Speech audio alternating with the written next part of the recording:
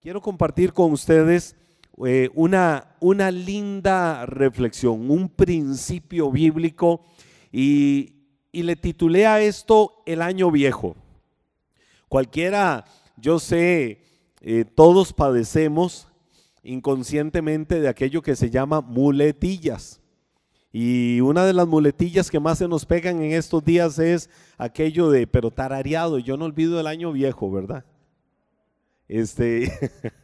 Y anda esa muletilla por ahí en estos días y fluye y renace, y como en los días de Navidad. Yo creo que ya es un himno clásico antes de los días de Navidad, empezar a cantar o en algún momento decir: tú que estás lejos de tus amigos, de tu tierra y de tu hogar. Y ahí sigue, ¿verdad? Y ya para los días de cierre de año, como que el cuerpo se quiere alegrar un poco más y empezar ahí a hacer un poco de ejercicio diciendo: yo no olvido el año viejo, porque me ha dejado cosas muy buenas. ¿Sí o no? Ok. Ya algunos tararean ahí el mensaje del canto. Pero el año viejo, y le agrego, le adjunto algo: razones para dar gracias a Dios. El año viejo, razones para dar gracias al Señor. Estamos básicamente o prácticamente cerrando el año. La fecha de hoy nos está indicando que el año en cuanto a calendario está agonizando, pero agonizando el año no significa que nosotros también estamos en la misma condición. No, más bien vamos de gloria en gloria. La cronología de la vida no puede detener la actitud del corazón, de entender, de saber que vamos de gloria en gloria, que vamos siendo bendecidos. Y podemos decir básicamente, a la vuelta de casi 365 días, algunas palabras que la Biblia, que la palabra infalible que sale de la boca de Dios nos enseña, y que definitivamente toda palabra que sale de Dios es como un sello de Dios a nuestro corazón, que nos ministra, que nos provoca algo especial y diferente de parte de Dios, por las cuales debemos de dar gracias a Dios. Y una en particular es la que yo me encuentro en el libro de Primero de Samuel, y quiero que abras tu Biblia o prendas tu Biblia ahí en Primero de Samuel capítulo 7, versículos del 3 al 14. Primero de Samuel capítulo 7, versículos del 3 al 14. Qué bueno encontrarnos en la palabra, qué bueno encontrarnos en la Biblia. Siempre la sabiduría de Dios. Primero de Samuel, en el capítulo 7, vamos a ver esos versículos del 3 al 14. ¿Llegamos ahí todos? La Biblia dice: entonces Samuel, versículo 3, entonces Samuel habló con todos los israelitas y les dijo: si de corazón se han arrepentido delante del Señor, quiten a Astarot y a todos los dioses ajenos que todavía adoran. Entréguense de corazón al Señor y sírvanle solo a Él. Entonces el Señor los librará de la ira de los filisteos. Y los israelitas renunciaron a los Baales y a Astarot y sirvieron solo al Señor. Entonces Samuel les dijo: reúnan a todos los israelitas en Mizpa y yo rogaré al Señor por ustedes. Y se reunieron en Mizpa y sacaron agua y la derramaron delante del Señor. Aquel día ayunaron y dijeron: hemos pecado contra el Señor. Así fue como Samuel se convirtió en Mizpa en el caudillo de los israelitas. Y cuando los jefes de los filisteos se enteraron de que los israelitas estaban reunidos en Mizpa, se prepararon para ir a luchar contra ellos. Y cuando los israelitas lo supieron, se llenaron de miedo. Y sigue diciendo la Biblia, verso 8: y le dijeron a Samuel: no dejes de clamar por nosotros, al Señor nuestro Dios para que nos libre del poder de los filisteos. Entonces Samuel tomó un cordero recién nacido y lo sacrificó y lo ofreció al Señor. Luego rogó por el pueblo de Israel y el Señor le oyó. Mientras Samuel estaba ofreciendo el holocausto, llegaron los filisteos para pelear contra los israelitas, pero el Señor lanzó fuertes truenos contra ellos y los atemorizó, y los israelitas los vencieron. Salieron de Mizpá y persiguieron a los filisteos más allá de Bet-car y los hirieron de muerte. Luego Samuel tomó una piedra, la puso entre Mizpá y Sen, y a este lugar lo llamó Ebenezer, porque dijo: hasta aquí nos ha ayudado el Señor. Así fueron vencidos los filisteos y no volvieron a entrar en el territorio de Israel, porque el poder del Señor estuvo contra ellos mientras Samuel vivió. Y los israelitas liberaron el territorio que los filisteos tenían en su poder y recuperaron las ciudades que les habían arrebatado, desde Ecrón hasta Gat. Así los israelitas y los amorreos vivieron en paz. Miren qué linda historia, qué tremenda historia, confrontativa desde todo sentido. Había algo en medio del pueblo de Israel a lo que ellos debían de ser confrontados. Y ese algo era el pecado que había en medio de ellos. Los filisteos estaban ganando las batallas al pueblo de Israel. Los filisteos estaban ganando territorios en medio del pueblo de Dios. Y lógicamente cuando el enemigo va ganando terreno las cosas no son igual. Ya no hay libertad.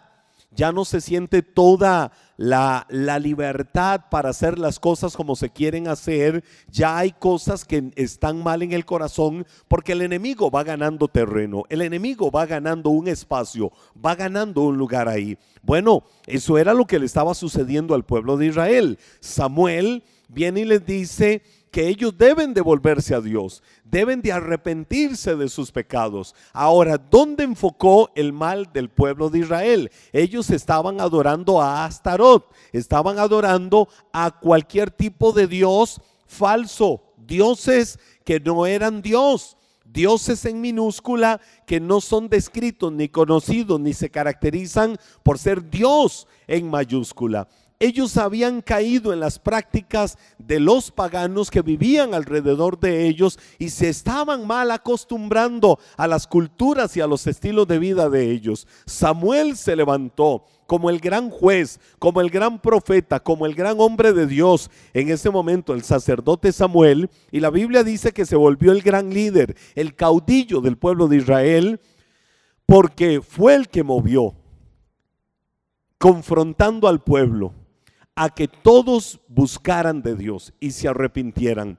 Luego del arrepentimiento vino, podemos decir hasta por deducción, las puertas abiertas de Dios para que las cosas ahora caminaran bien, para que las cosas ahora fueran diferentes, para que el pueblo pudiese ganar la batalla a los filisteos, tanto que durante todo el tiempo de Samuel los filisteos no pudieron adueñarse de territorios que a ellos les pertenecían. Pero lo tremendo, lo maravilloso de esto fue cuando Samuel, en gratitud, en reconocimiento, en honra al Señor, puso entre Mizpá y Sen una piedra. Y aquella piedra era símbolo, tipificaba, representaba algo especial. Y a aquel lugar Samuel le llamó Ebenezer.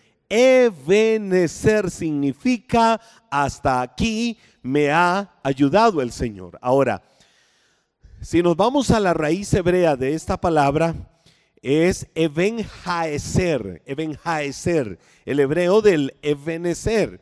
Es una palabra compuesta, cuando la traemos a nuestro castellano, Eben Haeser. Literalmente esta palabra es piedra de ayuda. Eben Haeser, aquel lugar que Samuel llamó con ese nombre, Eben Haeser significa piedra de ayuda. En nuestro castellano literal es hasta aquí me ha ayudado el Señor. Esto sucedió entonces porque el pueblo se había arrepentido, porque el pueblo de Israel había decidido seguir al Señor, porque el pueblo de Israel tomó la firme, drástica, convincente y radical decisión de abandonar sus hábitos y sus conductas, de dejar a todos aquellos dioses ajenos al verdadero Dios y seguirlo a Él. Ahora, si nosotros vemos retrospectivamente, cuando el pueblo de Israel llegaba a Eben Haeser, wow, ellos veían hacia atrás, es decir, la historia de sus vidas.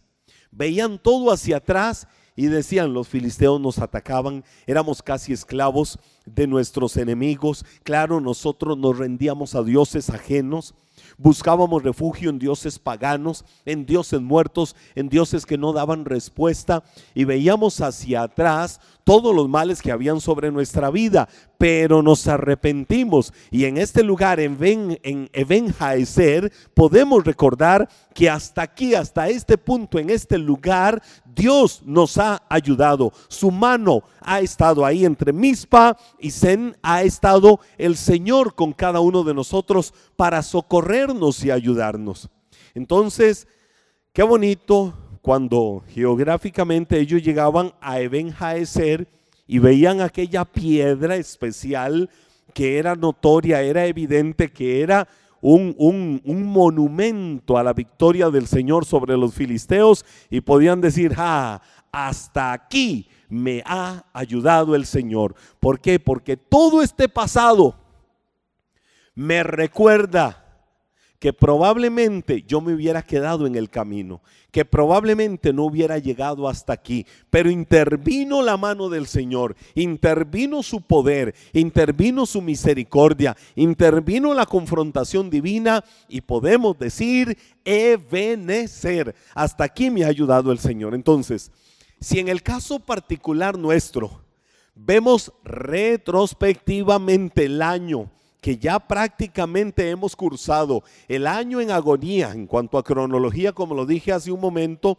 probablemente en el año te encuentres con una enfermedad, ¿verdad que sí?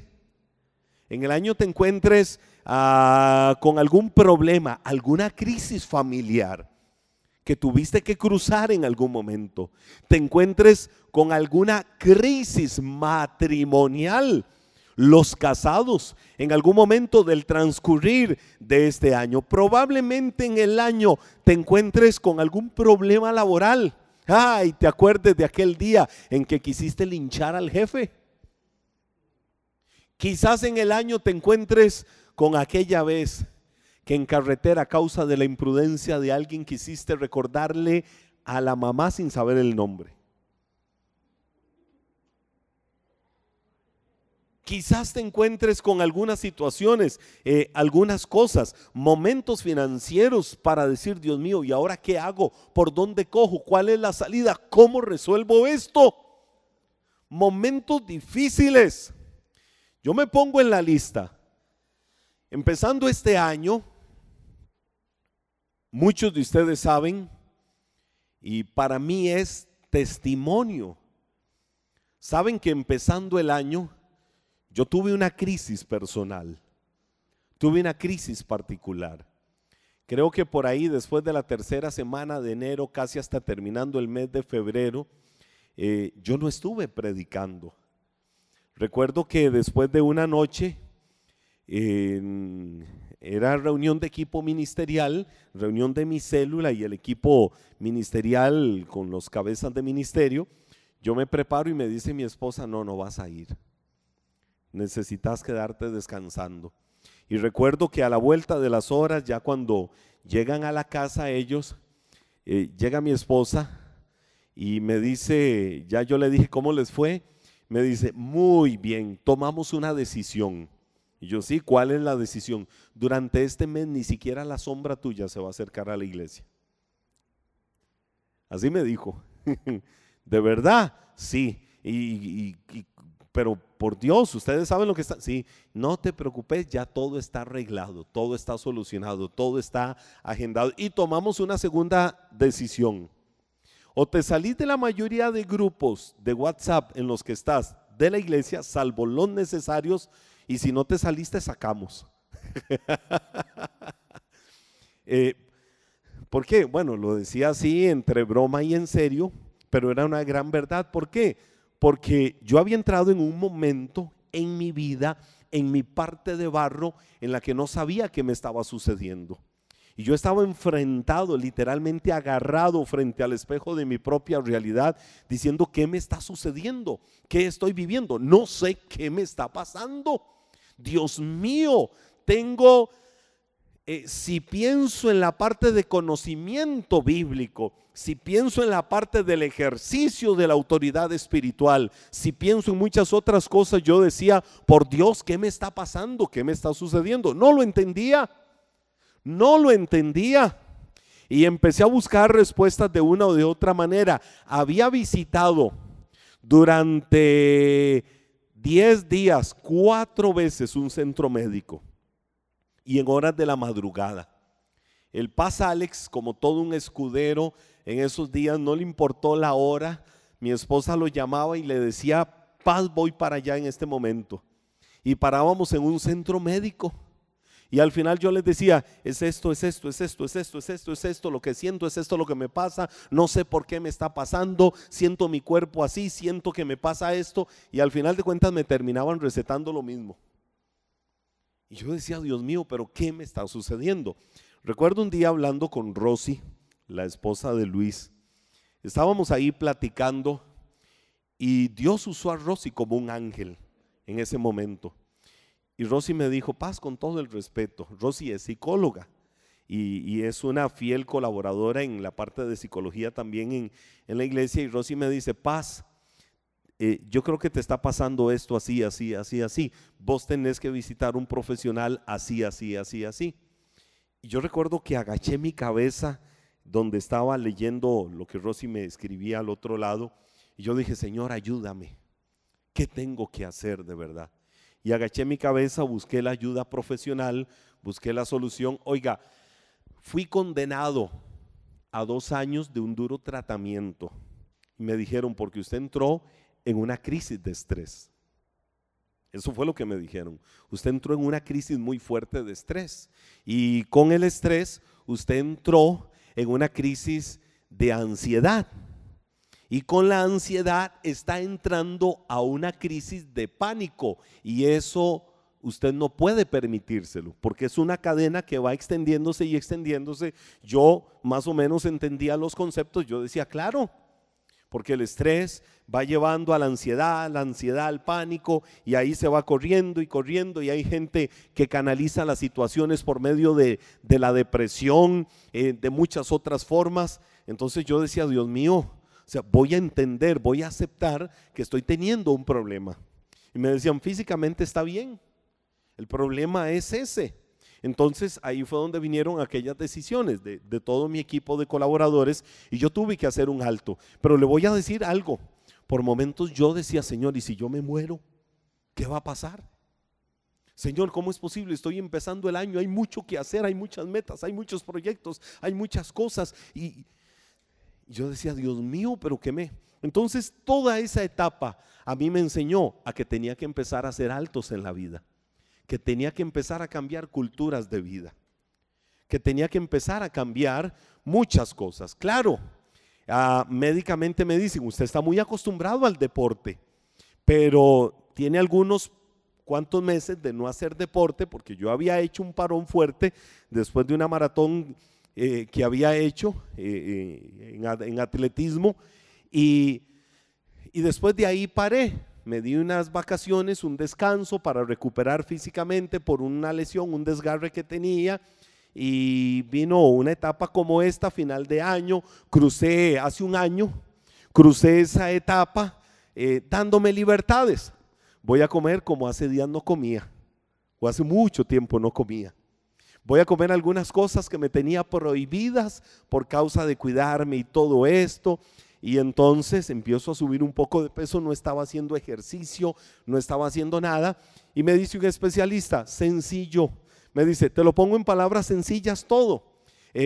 Lo que vos tenés es un problema químico donde se baja la serotonina, la hormona esta que da la sensación de estabilidad y la famosa hormona de la felicidad, para que lo entendamos en lenguaje sencillo, y se te sube mucho el cortisol, la hormona del estrés. ¿Por qué? Porque tu cerebro es tan inteligente y el cerebro nuestro es tan inteligente que estás muy acostumbrado a que la forma particular en que vos soltás el estrés normal del ser humano es a través del deporte. Y en tu caso no lo estabas haciendo. Entonces se te estaba haciendo como un tapón ahí, como una represa a punto de explosionar. Y vos manejás una carga de estrés muy fuerte, muy alta. Entonces, en algún momento explotaste. No sabías por dónde venía eso. No sabías qué era lo que te estaba pasando. Ahora, le voy a decir que una de las cosas que Dios más me enseñó fue una lección de humildad. Yo siempre he procurado en mí mismo decir, Señor, quiero ser una persona sencilla cada día. Desde siempre he dicho, Señor, si algún día tú sientes que voy para arriba, bájame de ahí, porque somos solo vasos de barro. Porque si estamos en esto, somos servidores tuyos puestos para gloria de tu nombre. Aquí el único que merece todo honor y toda gloria eres tú. Entonces, si un día sientes que el Zúñiguita se me va para arriba, que el Henry va para arriba, ¡pa! Tírame abajo. Tírame abajo, Señor, desínflame un poquito, porque nunca quiero caer en arrogancia y nunca quiero caer en altivez de corazón. Y entonces, en ese tiempo yo decía, pero ¿qué pasa? Y Dios empezó a darme lecciones de humildad. ¿Por qué lecciones de humildad? De enseñarme Dios. Porque en medio aún de esa batalla, yo me veía frente al espejo de mi realidad y decía, Dios mío, ¿qué me está pasando si yo soy Henry Zúñiga? No sé si me explico. Yo decía, Señor, pero ¿por qué estoy viviendo esto? Yo quiero saber qué es lo que me está sucediendo. Si yo soy el pastor de la iglesia, Señor, yo soy el pastor. Y entonces, muchas cosas que yo he predicado a lo largo de los años, tenía que autoaplicármelas, hablando espiritualmente. Y un día me hizo gracia y me conté un chiste a mí mismo. Y me paré frente al espejo y dije, jaja, médico, cúrate a ti mismo. Me acordé de las palabras de Jesús. El asunto, mi querido hermano, es que le voy a decir algo como testimonio particular. Yo no sé si usted le dará gloria a Dios por eso. Hoy, el día de hoy, esta hora, en esta noche, en este lugar, puedo decir Ebenezer. Yo puedo decir Ebenezer. Pero en el mes de febrero de este año, yo pensando en el cierre de este año, decir, ¿Eve qué? Porque no sabía ni para dónde iba. No sabía si iba a llegar o no iba a llegar. Y el Señor trajo a mi corazón una sensibilidad. Yo dije, Dios, me di cuenta, empecé a estudiar y a meterme mucho en esto. Yo dije, Señor, no puede ser que el porcentaje más alto de seres humanos en este mundo está viviendo esta crisis y lo que tienen por delante es una mampara tapando todo esto. Y me decía una persona especialista, esta es la enfermedad que más está destruyendo al ser humano y mucha gente no se está dando cuenta que este es el mal más grande que tienen y esta es la enfermedad más grande que tienen. Y entonces yo muchos meses atrás vivía esas etapas. Yo veía a mis hijos sufriendo y diciendo, pero ¿qué le pasa, papá? Y yo no podía darles respuestas. Y yo en mi casa diciendo, algo me está sucediendo, algo estoy sintiendo. Y yo me agarraba y yo sentía que me descomponía y sentía que me moría y sudaba frío, al rato sudaba caliente. ¿Y qué hacemos? Y eran cosas que yo mismo no entendía. Y Dios avivó aún más en mi corazón la sensibilidad para saber que hay tanta gente que está pasando por estos procesos, que hay tanta gente que está viviendo procesos así, mi querido hermano, que de verdad nos necesitamos mucho los unos a los otros. Yo puedo decir hoy, en este día, Ebenezer, hasta aquí el Señor me ha ayudado. Estoy cerrando el año y lo estoy cerrando victorioso. Estoy cerrando el año y hace 3 semanas, esa condena que me dieron a un duro tratamiento de 2 años, que fue una de las cosas que después me provocaron peor, un enojo, una molestia interna, como que yo atado 2 años a tratamientos y cosas que me saquen de esto. Escuchamos una segunda opinión. La persona que me atendió en la segunda opinión me llevó por un proceso, me dice, el proceso puede ser largo. Hace 3 semanas me dijo, tengo que decirte algo. Me dice, no vengas más. Le digo, ¿cómo que no vengas más? Me dice, no, ya estás muy bien. Te he llevado en este proceso y hemos ido. Me dice, tu caso es de los pocos casos donde una persona en tan poco tiempo logra salir adelante y que uno le dé de alta y le diga, ya, se terminó tu tratamiento. Seguro como vos sos tan estructurado en todo esto de Dios y la religión y esas cosas, todo eso te ha ayudado demasiado. Eso me dijo el doctor. Y yo nada más le decía, a Dios le doy toda la gloria, porque el Señor me ha ayudado, porque su mano ha estado conmigo. Ahora, yo no era esto lo que le iba a contar. No era esto de lo que iba a predicar. Es más, el mensaje, la enseñanza, la predicación como tal, ni siquiera la he desarrollado. Pero quise contar brevemente el testimonio personal y esto me llevó en el tiempo. Pero mi querido hermano, hay algo que puede quedar bien claro en el corazón de cada uno. Aquí todos somos de barro. Todos necesitamos la gracia de Dios. Todos necesitamos la justicia de Dios, todos necesitamos el amor de Dios, todos necesitamos estar asidos, sostenidos, sustentados por las manos del Señor. Entonces, viendo retrospectivamente qué hemos pasado durante el año, mire, durante este año se vinieron algunas situaciones, toma de decisiones, se vinieron algunas cosas que había que ver cómo se solucionaban. Que en este momento hay que pagar tantos millones de la iglesia. Oiga, que el año pasado, cuando a mí me decían eso, yo sentía que el cuerpo se me desvanecía. Y yo, Dios mío, ¿qué hago? ¿Para dónde cogemos, Señor? La obra es tuya, tú eres fiel. Pero oiga, emocionalmente el asunto había que ver cómo se sostenía.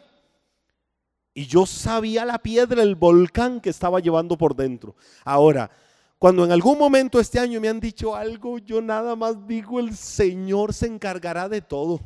Él es el dueño de la obra, Él es el sustentador y Él suplirá conforme a sus riquezas en gloria todo lo que necesitamos en Cristo Jesús, porque Dios no nos abandona y porque Él es fiel en todo momento y porque Él es el dueño de la obra y Él sabe cuidarla muy bien. Entonces ahora me dicen algo y no es que soy irresponsable, es que lo canalizo diferente, es que lo entiendo y puedo decir, Señor, yo sé que en el último minuto, en el tiempo de descuento, como sea, yo sé que vas a llegar.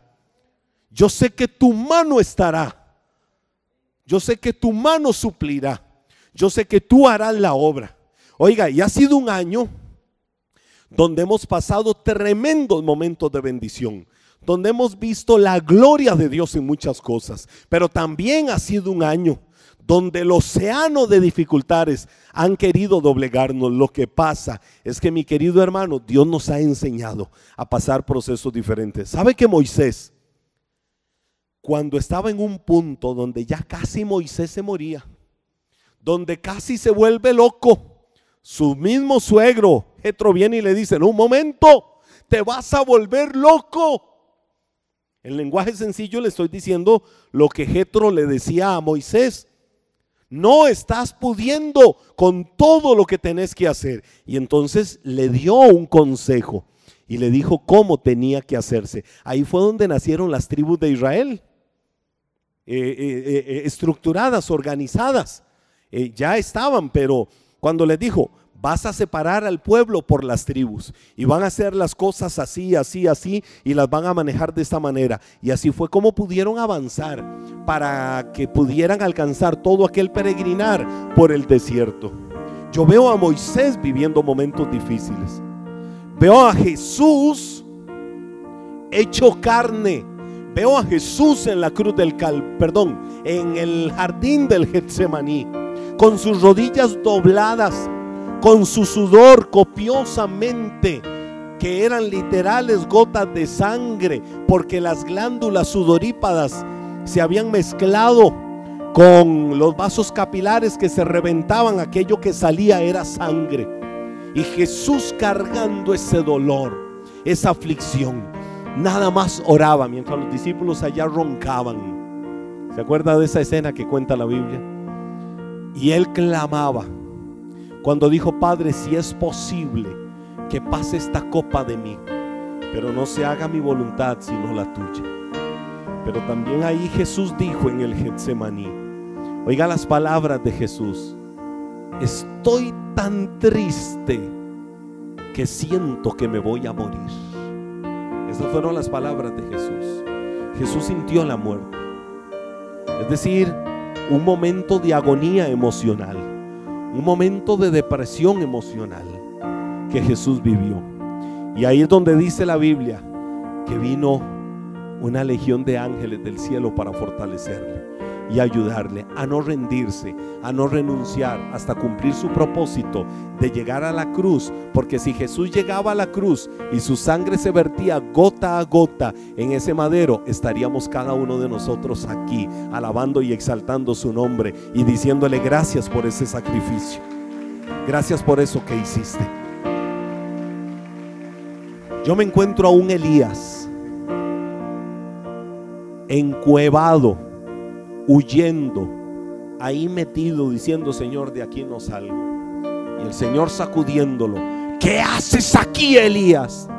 No llegó el Señor a decirle: Elías, mi chiquito, ¿qué haces en una cuevita? ¿Le tienes miedo a la bruja esa de Jezabel? Ven que yo te refugio. No, el Señor le dijo: ¿qué haces aquí, Elías? Señor, es que solo yo he quedado. Mentiroso. Hay 7,000 que no han doblado sus rodillas ante Baal. No estás solo, me haces el favor y sales y te levantas. Oiga, lo sacudió el Señor. Lo sacudió el Señor. ¿Habrá necesitado Dios sacudirte en algún momento de este año? ¿Habrá necesitado en otro momento Dios venir y darte un abrazo de amor, de consuelo, de sustento? Lo que haya sido, lo que puedo decirte es que hasta aquí has llegado. Y si has llegado hasta aquí, lo que queda decir en nuestro corazón es Ebenezer. Hasta aquí nos ha ayudado el Señor, para darle a Él toda la gloria y toda la honra.